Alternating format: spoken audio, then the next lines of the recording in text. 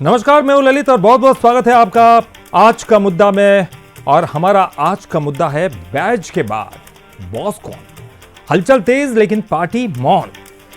जी हां, छत्तीसगढ़ कांग्रेस में इन दिनों सबसे बड़ा सवाल चुनाव नहीं बल्कि चेहरा है। प्रदेश अध्यक्ष दीपक बैज का 3 साल का कार्यकाल पूरा हो चुका है। दिल्ली में मुलाकातों का दौर बढ़ रहा है। दावेदारों के नाम उछल रहे हैं, क्योंकि कभी ये नाम, कभी वो नाम, कभी बाबा का नाम, कभी अमरजीत भगत का नाम। लेकिन पार्टी नेतृत्व तो पूरी तरह से खामोश है। राहुल गांधी से उमेश पटेल की मुलाकात हुई और चर्चाओं को हवा मिल गई। सवाल ये कि क्या कांग्रेस 2028 की तैयारी नए कैप्टन के साथ करेगी या फिर दीपक बैज पर ही दांव लगाया जाएगा। आज चलिए इस पर चर्चा करने वाले हमारे साथ मेहमान भी मौजूद होंगे, लेकिन पहले ये रिपोर्ट देखिए और खबर को समझिए। दिल्ली में मुलाकात, रायपुर में सियासी हलचल। छत्तीसगढ़ कांग्रेस में प्रदेश अध्यक्ष की कुर्सी एक बार फिर चर्चा के केंद्र में है। दीपक बैज का कार्यकाल 3 साल पार कर चुका है। ऐसे में राहुल गांधी से उमेश पटेल की मुलाकात ने राजनीतिक गलियारों में नए कयासों को जन्म दे दिया है। इससे पहले टीएस सिंहदेव का नाम भी संगठन की कमान के लिए चर्चा में रहा है। अमरजीत भगत समेत कई नेताओं को लेकर भी अटकलें चल रही हैं। हालांकि पार्टी की ओर से कोई आधिकारिक संकेत नहीं है। इस बीच बीजेपी प्रदेश अध्यक्ष किरण देव ने कांग्रेस की अंदरूनी राजनीति पर निशाना साधा। उन्होंने कहा, कांग्रेस एक ही परिवार का दल है। उनका संगठन वो अध्यक्ष बनाए नहीं बनाए लगातार। अब तो केंद्र में तो आप देख ही रहे हैं ना कि एक ही परिवार का तो दल है ये। और ये सारे लोग जो ईडी गठबंधन में है, इसको जरा जांच कर लीजिए आप लोग। ये सारे लोग अपने अपने प्रांत में भी एक ही परिवार का राजनीतिक दल है। बीजेपी इसे कांग्रेस में कुर्सी की लॉबिंग बता रही है, लेकिन कांग्रेस का दावा है कि नेताओं का दिल्ली जाना सामान्य राजनीतिक प्रक्रिया है।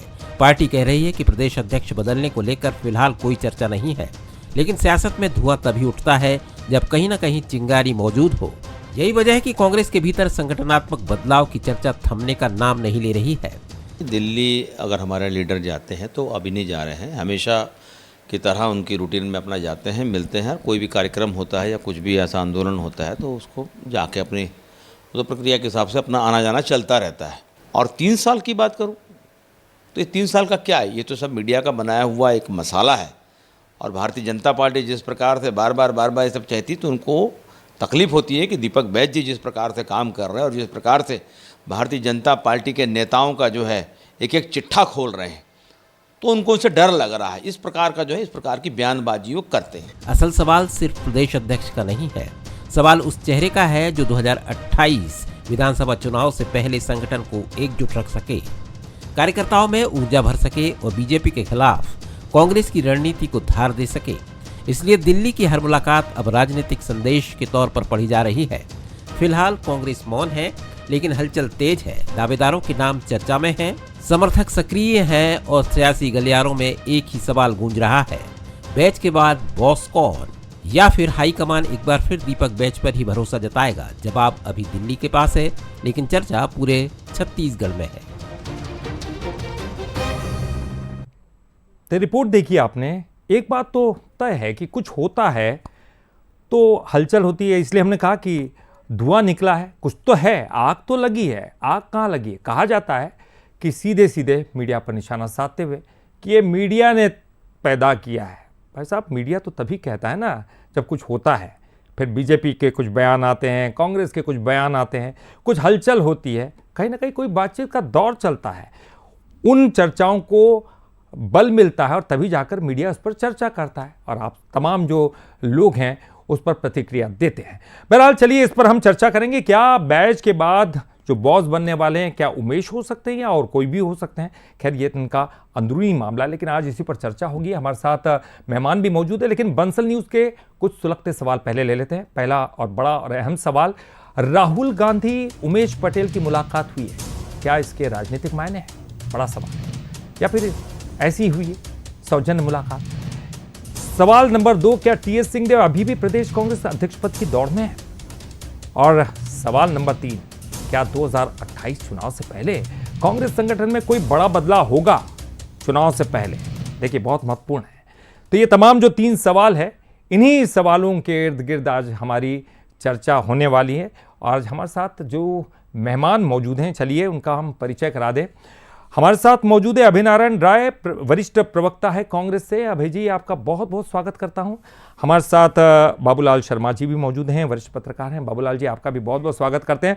और थोड़ी देर बाद हमारे साथ बीजेपी के प्रदेश प्रवक्ता तौकीर रजा साहब भी जुड़ेंगे, उनका भी आपसे परिचय कराएंगे। फिलहाल मैं सीधे रुख करूंगा बाबूलाल शर्मा जी का, वरिष्ठ पत्रकार हमारे साथ हैं। मैं शुरुआत उन्हीं से करना चाहूंगा। बाबूलाल जी, मुलाकात हुई है, कुछ बात हुई है, लेकिन ये बात किसी से ना कहना, अब ये तमाम चीजें, अटकलों का दौर तो लगातार चलता है। मीडिया पर जरूर ये ठीकरा फोड़ दिया जाता है कि आप कहां से ये खबरें लाते हैं, लेकिन कुछ तो हुआ है।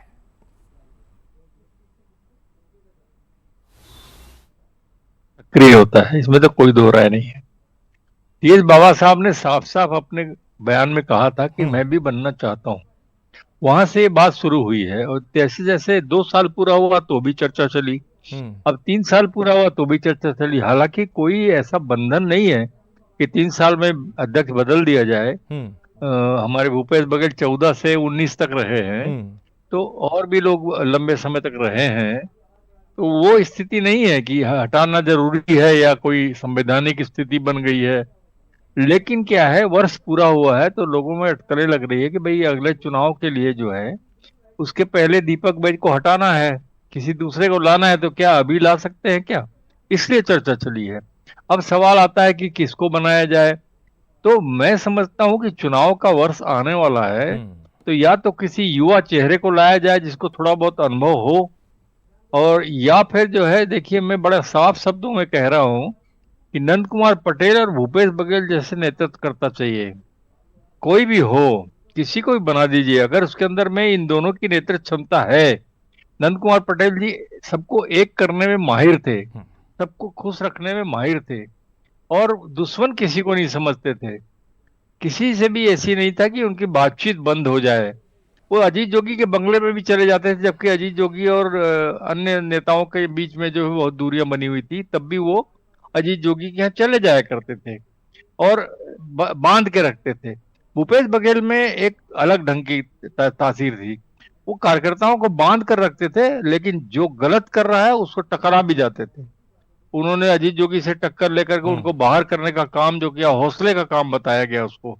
तो इस तरह से जो है मजबूत नेतृत्व की अभी जरूरत है, क्योंकि बचे हुए 2.5 साल में कांग्रेस को ऐसी स्थिति में दिखना है कि हाँ, ये पार्टी हमको संभाल सकती है। जनता के बीच ये बात जानी चाहिए। और जो है वर्तमान परिस्थितियां जो कानून व्यवस्था की बनी हुई है या अन्य मामलों में जो है योजनाएं नीचे तक नहीं पहुंच पा रही हैं, तो ये पार्टी जो है कहीं ना कहीं हमको पहुंचा सकती है।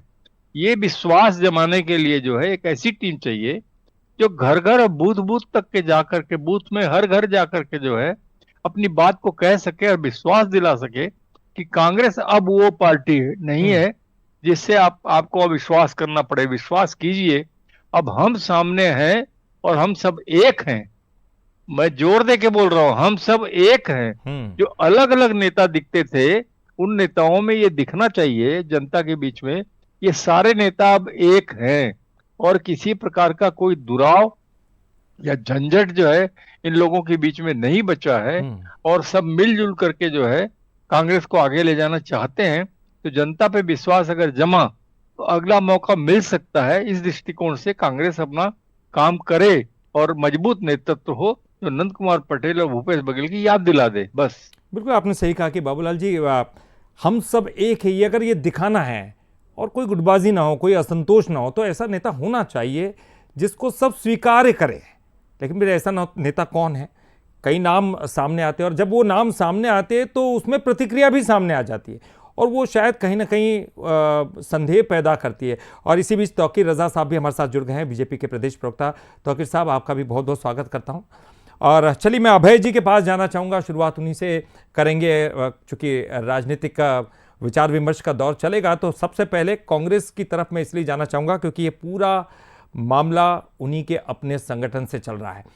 अभय जी, बातचीत हो रही है क्योंकि लगातार, चूँकि दीपक बैज का कार्यकाल, उनका दीपक बैज साहब का कार्यकाल तो खत्म हो चुका है, अब कोई नया नेता चाहिए। कौन होगा? क्या उमेश, उनके नाम की चर्चा चल रही, उमेश पटेल साहब, और भी तमाम नाम चले, देवेंद्र यादव चले, और बाबा के नाम की तो कितने लंबे समय तक चर्चा थी। हालांकि किसी ने मना नहीं किया, इनकार नहीं किया, लेकिन किसी ने यह जोर देकर भी नहीं कहा कि मेरा ही नाम चल रहा है। वो तो कह रहे हैं कि केंद्र जो डिसाइड करेगा, पार्टी जो डिसाइड करेगी वही होगा। ललित जी, आप सभी को नमस्कार। आपके माध्यम से दर्शक जो हमको सुन रहे हैं, देख रहे हैं, उनको भी नमस्कार। बाबूलाल भैया को प्रणाम करता हूं, तौकीर भाई को भी नमस्कार। देखिए ललित जी, एक कहावत है, सूत न कपास और जुलाहों में लट्ठम लट्ठा। न तो अभी कांग्रेस को अध्यक्ष बनाने की चर्चा हाईकमान कर रहा है, न प्रदेश में कोई कर रहा है, न कोई आवश्यकता महसूस कर रहा है, लेकिन एक चर्चा चल पड़ी है कि दीपक बैच के बाद कौन। तो निश्चित रूप से मैं बाबूलाल भैया का भी आभार प्रकट करूंगा, मीडिया घरानों का भी आभार प्रकट करूंगा कि विपक्ष की पार्टी के रूप में आप सब इस बात को लेकर चिंतित हैं कि कांग्रेस का नेतृत्व मजबूत रहे, कांग्रेस का नेतृत्व की चर्चा होती रहे, जनता के बीच ये खबरें जाएं, क्योंकि आप सब भी जान रहे हैं कि परिवर्तन तय है और 28 में परिवर्तन जनता करेगी। और जनता को ये सरकार जिस तरह से काम कर रही है, ये सरकार की योजनाएं जिस तरह से धरातल पे एकदम से गायब हो जा रही हैं, तो जनता भी कांग्रेस की ओर देख रही है, मीडिया घराने भी कांग्रेस की ओर देख रहे हैं, और तमाम जो इस पर टिप्पणीकार लोग हैं, टिप्पणी करने वाले लोग हैं, उनकी भी चिंता में कांग्रेस है। इसके लिए आभार। लेकिन एक दावे के साथ ये बात कह रहा हूँ कि आज दीपक बैच जी अध्यक्ष हैं, डॉक्टर चरणदास महंत नेता प्रतिपक्ष हैं। दोनों के संयुक्त नेतृत्व में हमारे सीनियर नेता भूपेश बघेल जी, टी.एस. बाबा जी, ताम्रध्वज साहू जी, धनेन्द्र साहू जी, मोहम्मद अकबर जी, शिव डहरिया जी, अमरजीत भगत जी, तमाम हमारे जो सीनियर नेतागण हैं, वो सब इन दोनों के संयुक्त नेतृत्व में भारतीय जनता पार्टी की केंद्र और राज्य की अराजक सरकार की नीतियों से लड़ रहे हैं। आज बहुत इंपॉर्टेंट नहीं है कि प्रदेश कांग्रेस का अध्यक्ष कौन होगा, आज इंपॉर्टेंट ये है कि जंतर मंतर में जो छात्र को पीटा गया उनके साथ न्याय कब होगा। आज महत्वपूर्ण ये है कि नीट की जो परीक्षाएं रद्द हुई, उनके दोषी शिक्षा मंत्री, उनके दोषी केंद्र की सरकार। अबे जी, युवाओं को लेकर आप लड़ रहे हैं, इसलिए तो सवाल ये भी कि क्या आप नया अध्यक्ष आपका कोई युवा होगा, क्योंकि मुलाकात तो हुई है, मुलाकात हुई है ना, कुछ तो बात हुई है, क्या सौजन्य मुलाकात थी वो? आप तो युवाओं को फोकस कर रहे हैं ना सर। ललित जी, भारतीय जनता पार्टी के प्रदेश अध्यक्ष किरण सिंह देव जी मंत्री बनना चाहते हैं। वो खुल के मीडिया में कह चुके हैं। क्या परिवर्तन हो गया? भारतीय जनता पार्टी के मुख्यमंत्री और मंत्री परिवर्तित किए जाने वाले हैं। रात को 12 बजे कैबिनेट की बैठक बुलाई जाती है, पूरा मीडिया हाउस सीएम हाउस के सामने पहुंच जाता है, रात भर सुर्खियां बनती हैं। क्या परिवर्तन हो गया? राजनीतिक दल ही चर्चा चलती रहती है। कार्यकाल 5 साल का है, उनको 3 साल पूरे हुए हैं। तौकीर साहब पूरी तरह से तैयार है 3 साल पूरे आपका जवाब देने के लिए। और दीपक बैच जी बस्तर के हैं, दीपक बैच जी युवा हैं, दीपक बैच जी सांसद रहे हैं, विधायक रहे हैं, और दीपक बैच जी की टीम, महंत जी के साथ विधायकों की टीम इस सरकार को उखाड़ फेंकने के लिए, जनता को राहत दिलाने के लिए मैदान में है। हम लोगों ने कल देखा कि ये पार्टी किस तरह गुंडागर्दी करती है। कांग्रेस भवन का घेरने आए भारतीय जनता पार्टी के मंत्री, विधायक और नेता, और एफआईआर कांग्रेस के लोगों पर। ये सरकार चल रही है। तो दीपक बैच जी मुकाबला कर रहे हैं, दीपक बैच जी की टीम पर एफआईआर हुई है, तो दीपक बैच जी बहुत मजबूती से काम कर रहे हैं और कांग्रेस काम कर रही है। नहीं, आज अभय जी चर्चा केवल इसलिए है कि उनका कार्यकाल खत्म हो गया है। पूरे लोग स्वाभाविक सी प्रक्रिया है ना सर, एक स्वाभाविक प्रक्रिया कि एक अध्यक्ष जाते हैं, दूसरे अध्यक्ष आते हैं, इसमें कोई तंज नहीं है। अभी बाबूलाल भैया ने बताया कि भूपेश बघेल जी 5 साल अध्यक्ष थे। हाँ जी। मरकाम जी भी 3 साल से ऊपर अध्यक्ष रहे हैं। ठीक है। डॉक्टर महंत जी अध्यक्ष भी रहे हैं और अध्यक्ष के बाद कार्यकारी अध्यक्ष भी रहे हैं। संगठन जो आदेश करेगा, जिस दिन आदेश करेगा, नया अध्यक्ष आएगा, दीपक बैच जी नए भूमिका में जाएंगे। मोहन मरकाम जी हटे, वो मंत्री बनाएंगे, दीपक बैच जी अध्यक्ष बनाएंगे। तौकीर साहब आप जबरदस्ती उनके बीच में गुटबाजी देखते हैं, जबरदस्ती देखते हैं आप उनके असंतोष है। अरे वो अपने अध्यक्ष को दूसरी बार रिपीट करना चाहते हैं, कुछ भी कर सकते हैं, उनका आंतरिक मामला है। मंत्री कब बनेंगे इसकी भी जनता इंतजार कर रही है। तौकीर साहब देखिए ललित जी, आप सभी को, आपके दर्शकों को मेरा नमस्कार। नमस्कार सर। ऐसा है साहब कि किस गलतफहमी में जीता है गुब्बारे वाला, हम्म। किस गलतफहमी में जीता है गुब्बारे वाला, वो हवाओं को पकड़ने का हुनर रखता है। यही यही हाल कांग्रेस के हर कार्यकर्ताओं का, हर नेता का है। वही यही स्थिति हाल आज लगभग इनकी है 23 में, तो यही बोलते रहे कि हम जीत ये रहे आपकी हैं। दोनों लाइन अरे बीजेपी भाई में सुन ठीक लीजिए, बैठती है। अरे आप, अरे आप बिल्कुल, आपको आप ही के ऊपर मार रहा हूं, चिंता मत करिए। मैं किसके ऊपर, ये अभी अभी आपको साबित करते जाता हूं। देखिए साहब, ये तो आप 2023 से बोलते आ रहे हैं कि हम जीत रहे हैं और 75 का आंकड़ा पार करेंगे, और कल तो जो है किसी वाला ने भारतीय जनता पार्टी 15 में सिमटी थी, 14 में सिमटी थी, और उसके बाद कभी आगे नहीं बढ़ पाएगी। लेकिन जनता ने आपको उखाड़ फेंका, क्योंकि आपके झूठे वादे, भ्रष्टाचार और जो है ढकोसले जो है हावी रहे, ये सब जानते हैं। और उसके बाद अगर बात करें, देखिए ये तो आपका आंतरिक मामला है, लेकिन चूंकि मामला एक नामचीन चैनल पे है और मामला उठा है, मुद्दा उठा है, तो बात निकली है तो दूर तलक जाएगी साहब। तो आप क्या क्या स्थिति है सब जानते हैं साहब। एक पावर सेंटर नहीं है, कई पावर सेंटर हैं। पहले अपने आप को गिरबान में झांकिए कि आप क्या क्या स्थिति है। रिमोट कंट्रोल से चलता है आपका अध्यक्ष, ये सब जानते हैं। और उसके बाद आप बता रहे कि हमारे यहाँ तो अभी ऐसा कोई है नहीं, अभी तो जो होगा जो बनेगा। दो बात आपने किया, लेकिन भाई साहब आप ही के जो है टीएस बाबा बोलते हैं मैं अध्यक्ष बनना चाहता हूं, और बाद में इस अध्यक्ष बनने के लिए उनको समर्थन लेने के लिए झुकना पड़ा टीएस बाबा को भूपेश बघेल के दरबार में, और अब बर्थडे के बहाने वहां पर घुस गए। तो ये सब जानते हैं क्या स्थिति हो रही है और क्या चल रहा है, जनता देखती है, सब जानती है। और हाँ, आपने बात किया कल के पथराव की बात, अरे साहब पथराव तो आपने किया था, एफआईआर की बात कर रहे हैं। पथराव करेंगे हम तो जो है शांतिपूर्ण प्रदर्शन कर रहे थे, हमारी पुलिस हमारे पर कल तक हमला करी, वाटर कैनन डाली और आंसू गैस के गोले छोड़ी, वीडियो है सब में, मेरे पास भी है। और पथराव किसने किया वो भी वीडियो आ गया है। आपके नेता जो है गाड़ी भर भर के पत्थर लेके गए थे और उसके बाद पथराव कर रहे हैं। शर्मनाक स्थिति आप पैदा कर रहे हैं। और इल्जाम लगाए, और दूसरे डिबेट से हमारा चोरी ध्यान आप भटक करें और जाएगा। उसका उस पर, बोलते उस हैं, मुद्दे पर अरे बहुत साहब, बहस हो रही है, हमारे आज दिन भर से पुलिस के बहस हो रही जवान है, घायल हुए हैं। दिन भर से पत्थर आज उसी किसने पर बहस हो रही है। मारा? तो किस पत्थर मारने की जरूरत किसको साहब पड़ी? आप भी तो बताइए। रोक नहीं पाए ना उन शासन तमाम चीजों को। मारा। आज उनको आंदोलन करने का संगठन मौका मारा। मिला, बीजेपी उसको रोक नहीं पाई, सरकार उसको रोक नहीं पाई, जवाब दे नहीं पाई, ये तमाम चीजें हैं। हालांकि अब मैं उस मुद्दे पर जाना नहीं चाहता हूं कि आज दिन भर से उसी पर बहस हो रही है। सवाल यह है कि सर संगठन में तो आपके भी बदलाव होता है। जवाब देना था, इसलिए मुद्दा मैं भटकाना नहीं चाहता। तो अब बात अपने मुद्दे पे आ रहा हूं। तो ये सब चीज थी, मैं उसका जवाब दिया था जो उन्होंने प्रश्न किया था, क्योंकि मेरा मालूम था ये प्रश्न जरूर करेंगे। तो आपको पहले अपने गिरबान में झांकना चाहिए। और रही बात, गुटबाजी तो इतनी ज्यादा हावी है, तो किसको बनाएंगे? ये स्थिति बनी हुई है और सर फुटबॉल की स्थिति बनी हुई है आपके यहाँ, तो किसको बनाएंगे भाई? पावर सेंटर कौन है, रिमोट कंट्रोल कौन है, सब जानते हैं। तो ये पहले अपने गिरबान में झांकिए साहब और उसको सही करिए, और उसके बाद बात करिए। और फिर जनता के मुद्दे, जनता के लिए आप बात करते हैं, जनता के मुद्दे, आपके पास तो मुद्दे ही नहीं बचे हैं। बेवजह का सिर्फ जो है सिर्फ फुटबॉल की स्थिति बना के ठीकरा दूसरे पर भोगने की कोशिश करती है, ठीक नहीं है साहब। और अगर आप मुद्दा फिर भटक जाएगा, मैं इस बात पे नहीं आना चाहता, नहीं तो सारे नीट का भी जवाब दे दूं, सारे आपके घोटाले का जवाब दे दूं, सारी चीज आ जाएगी। मुद्दा जो है उस पर मैं बने रहना चाहता हूं। मुद्दा यही है कि आपका सिर्फ फुटबॉल की स्थिति है, मुद्दा यही है कि आपके यहाँ कोई एक पावर सेंटर नहीं है, मुद्दा यही है सिर्फ गांधी परिवार के कहने पे आप चलते हैं। अभय जी, कुछ बातें निकल कर जब सामने आती है, ये नहीं चलने वाला। नहीं कि सरकार तो खैर आरोप लगाती है, एक पार्टी दूसरे पार्टी पर आरोप स्टेट से उखाड़ फेंक रही है। ठीक है, ठीक है, एक पार्टी दूसरे पार्टी पर आरोप लगाती है अभय जी, लेकिन कुछ बातें निकलकर सामने आती है जो हलचल पैदा करती है। चाहे फिर वो भूपेश बघेल और टीएस बाबा की बीच की बातचीत का वो पूरा वाकया हो, मुख्यमंत्री पद के लिए भी जो बात हुई थी उसका भी आधे आधे समय के लिए, आधे आधे टर्म के लिए। अब चूंकि ये स्वाभाविक सी प्रक्रिया है, कहीं का कोई भी पार्टी हो, प्रदेश अध्यक्ष बदला जाता है, ये स्वाभाविक सी बात है। क्या आप युवाओं पर भरोसा करना चाहते हैं? सवाल तो मेरा बिल्कुल साफ था, स्पष्ट संदेश, क्योंकि बहुत सारे नाम सामने आए थे, एक एक करके नाम मैं गिनाता रहूं, क्योंकि वो नाम तो चलते हैं, केवल मीडिया की देन नहीं है, उनमें बीजेपी भी उसका एक बड़ा पार्ट है, और दूसरा आपके यहां से भी कुछ हलचलें आती हैं। जी अभय जी।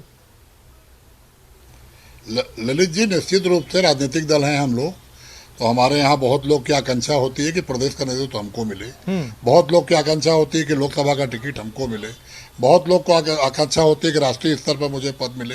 अभी यूथ कांग्रेस एनएसवाई के चुनाव हो रहे हैं, तो चुनाव में सब लोग अध्यक्ष बनना चाहेंगे, बहुत लोग चुनाव आपस में लड़ेंगे, अध्यक्ष कोई एक बनेगा।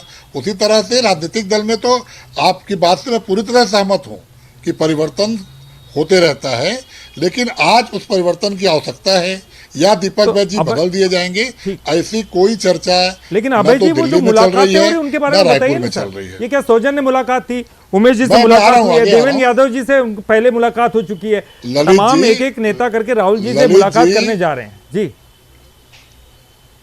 ललित जी, राहुल जी के पिता राजीव गांधी आतंकवाद के शिकार हुए, हम्म। उमेश पटेल के पिताजी नंद कुमार पटेल जी नक्सलवाद के शिकार हुए। निश्चित रूप से आमने सामने पड़ते हैं तो दोनों आपस में बात करते हैं, कांग्रेस के नेता होने के कारण भी और एक ऐसा परिवार, शहीद परिवार के पुत्र होने के कारण भी। उमेश पटेल से 5 मिनट की जगह 15 मिनट चर्चा हो गई। मीडिया को बल मिलता है, मिलना भी चाहिए। और जहां तक मुलाकातों की बात है, दिल्ली नेता जाते रहते हैं, मिलते रहते हैं। इनके राष्ट्रीय अध्यक्ष जेपी नड्डा जी कार्यकाल समाप्त हो गया था, लगभग बिना चुनाव के एक कार्यकाल उन्होंने और पूरा किया, तब नितिन नवीन जी का चयन हुआ, नितिन का चुनाव हुआ। वो जीत के अलग बात है, कोई लड़ा नहीं, लेकिन चुनाव ही कहा जाएगा। तो ये परिवर्तन होते रहते हैं। नड्डा जी की जगह नितिन नवीन आ गए, दीपक बैज जी की जगह भी कोई आएगा। डायरेक्ट वहां से आज जो आदेश इसकी आएगा वो आवश्यकता आदेश महसूस कांग्रेस नहीं कर रही है, वही आदेश फाइनल होगा निश्चित रूप से। अगर हाईकमान को लगता है कि नेतृत्व परिवर्तन की आवश्यकता है, हाईकमान को लगता है कि दीपक बैज जी को रिपीट करने की आवश्यकता है, तो हाईकमान निर्णय लेगा। राज्यसभा का चुनाव था, एक सीट कांग्रेस को मिलनी थी, कितने कयास लगाए गए और फूलो देवी नेताम रिपीट हुई। तो ये तो हाईकमान की वो होती है, अपनी इच्छा होती है और यहाँ से रिपोर्ट जाती है, रिपोर्ट के हिसाब से हाईकमान निर्णय लेता है। तो प्रदेश में कौन नेतृत्व करेगा ये समय बताएगा।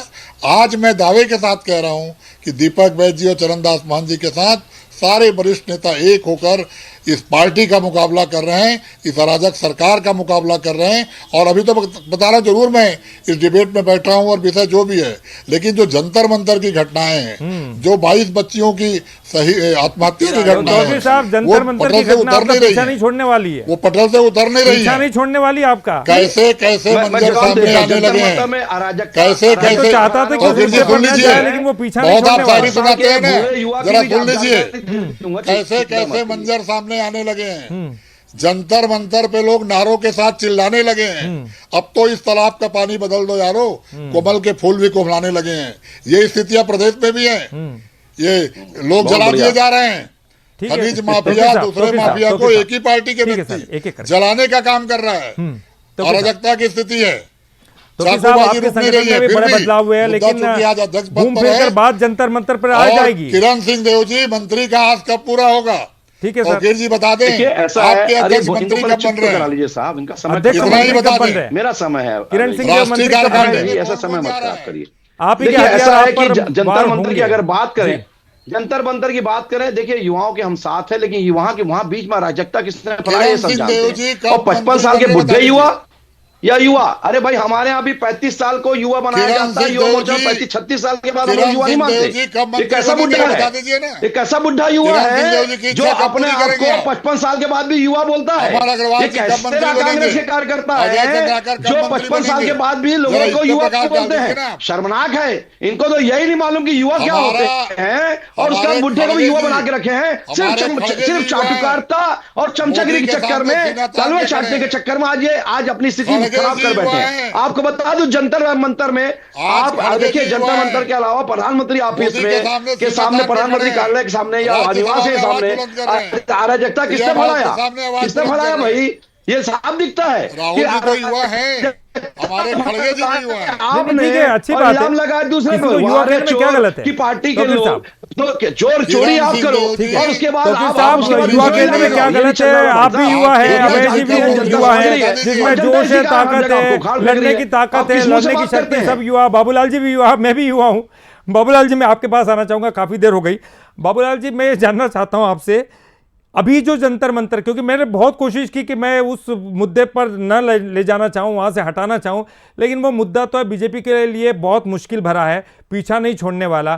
क्या आपको लगता है अब युवाओं पर खास फोकस कांग्रेस करेगी? उमेश जी की बात आई और शायद ये भी एक कारण हो सकता है, इसी दौरान जब ये सब कुछ चल रहा है, उमेश जी से बातचीत राहुल गांधी की हो रही है, क्या एक संकेत देना चाहती है कांग्रेस पार्टी की युवाओं को अब हम आगे करेंगे पूरे देश भर में? हम तो छत्तीसगढ़ की बात कर रहे हैं। ललित, आपको धन्यवाद, आपने मुझे युवा कहा। और देखिए, मैं आपको एक बड़ी मोटी बात बताता हूँ, जो मुद्दे की बात है। दीपक बैज जो है वो अच्छा काम कर रहे हैं, इसमें कोई शक नहीं है। और जो है असंतोष जैसी उनके खिलाफ ऐसी स्थिति मुझे नहीं दिखाई दी अभी तक के। अंदर होगा तो कुछ नहीं मालूम, लेकिन खुलकर जो है कोई असंतोष की स्थिति उनके खिलाफ नहीं दिखती।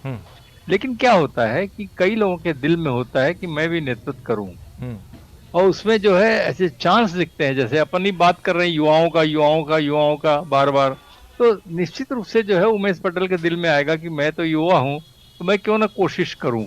तो जब जब साल पूरा होता है तो ये जितने भी जो उम्मीदवार हैं अपने दिल के अंदर जो उम्मीद रखते हैं, वो कोशिश करते हैं दिल्ली जाकर के। तो साल पूरा हुआ है, 2 साल पूरा हुआ तब भी किया गया था। टीएस बाबा ने कहा तो उसके उनका दर्द अलग है। तो 2.5 साल वाले मुद्दे पे जो उनको जो चोट लगी दिल में, उसको ये कर शांत करने के लिए जो वो चाहते हैं कि मैं कांग्रेस का अध्यक्ष बन जाऊं, मुख्यमंत्री नहीं बन पाया तो मैं कम से कम जो है पूरे प्रदेश की जनता से, प्रदेश के कार्यकर्ताओं से जुड़ जाऊं फिर से। एक बार वो जुड़ चुके हैं, दोबारा जुड़ जाऊं और मेरी लोकप्रियता हो। तो हर आदमी के दिल में ये भावना होती है। अमरजीत भगत अपने ढंग से सोच रहे हैं मैं अनुसूचित जाति का हूँ, मेरे साथ अच्छा होना चाहिए। टिव डहरिया भी सोचते हैं कि मैं जनजाति अनुसूचित जाति का हूँ, मेरे साथ भी कुछ होना चाहिए। तावरदास साहू भी अपने आप में ओबीसी के बड़े नेता हैं। देवेंद्र यादव आज युवा नेता ओबीसी के हैं। उमेश पटेल ओबीसी के बड़े नेता है। नंद कुमार पटेल जी के लड़के हैं। नंद कुमार पटेल जी ने उनको अनुभव दिया होगा निश्चित रूप से। भूपेश बघेल खुद अपने आप में एक सक्षम नेतृत्व है। हो सकता है कि उन पर विश्वास व्यक्त कर दिया जाए। आपने तमाम नाम गिनाए, बिल्कुल आपने तमाम नाम गिनाए जी। निश्चित तौर पर ये जो तमाम नाम है वो चर्चाओं में हैं, क्योंकि लगातार गाहे बगाहे उनकी चर्चा इसलिए भी होती है क्योंकि वो आगे आकर कई उनके बयान सामने आते हैं। लेकिन सवाल ये कि क्या सभी एक मंच पर आ सकते हैं, क्या एक दूसरे को वो साथ दे सकते हैं? और सवाल ये भी है कि जो संगठन में बदलाव की पटकथा लिखी जा रही है या सिर्फ एक चर्चाओं का दौर है, ये बहुत इंपॉर्टेंट है। केवल अटकलों का दौर तो नहीं है, या वाकई में कोई बदलाव कांग्रेस संगठन करना चाहता है। जाते जाते तो मैं यही कहूंगा कि सियासत की बिसात पर हर चाल का हिसाब होता है। जो दिखता है वही सच हो ये जरूरी तो नहीं होता है। चेहरे बदले या फिर भरोसा फिर पुराने नाम पर ठहर जाए। हाईकमान के फैसले से कोई पाता है तो कोई खोता है। आप तीनों का बहुत बहुत शुक्रिया। तौकीर साहब आपका भी बहुत बहुत शुक्रिया।